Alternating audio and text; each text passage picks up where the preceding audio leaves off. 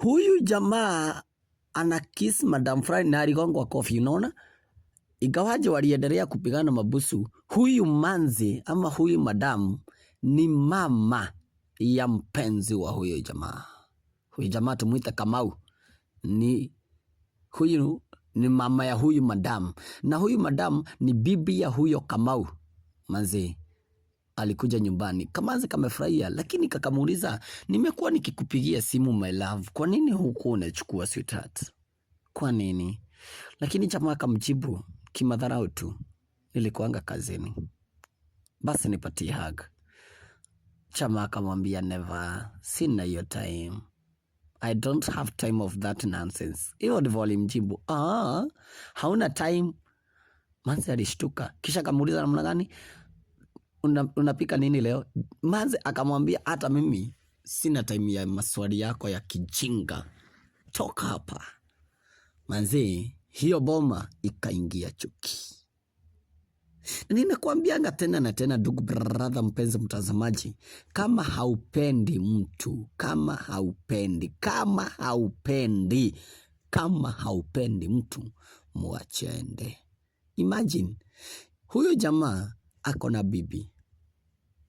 na bibi kwa nyumba, manzi mrembo, figa ako nayo, hakuna kitu hana, lakini anamcheat ama anamdanganya na mamake mzazi. Just imagine.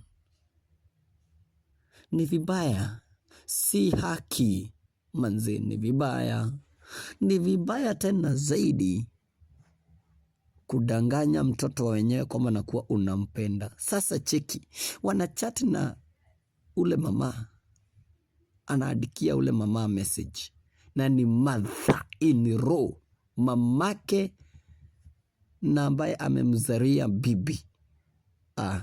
Ni vibaya manzi, hii ni vibaya, na ni vibaya tena zaidi, na ni hii ninataka ifikie wale watu huwa wanafanya kitendo kama hichi. Unapata umeoa ama umeolewa, lakini badala ya kupenda bwanako ama bibi yako, unaendelea na una-extend mapenzi yako, unagawa kwa wazazi wa huyo mtu ama kwa marafiki. Unapata mtu amependa best friend yako. Manzi, it's not good. Sasa angalia venye anakatia yule mama, anamwambia, ninakuona, you are very beautiful, wewe ndiye ninataka, and every person needs to be happy. It's human right. Lakini ni human right gani unafanya mtoto ule mwingine akuwe na ile hali ya upweke? Manzi, it is good.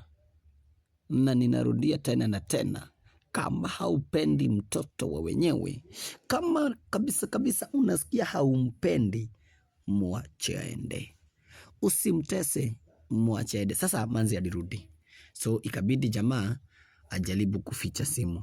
Tafadhali, let it be caution to all of you.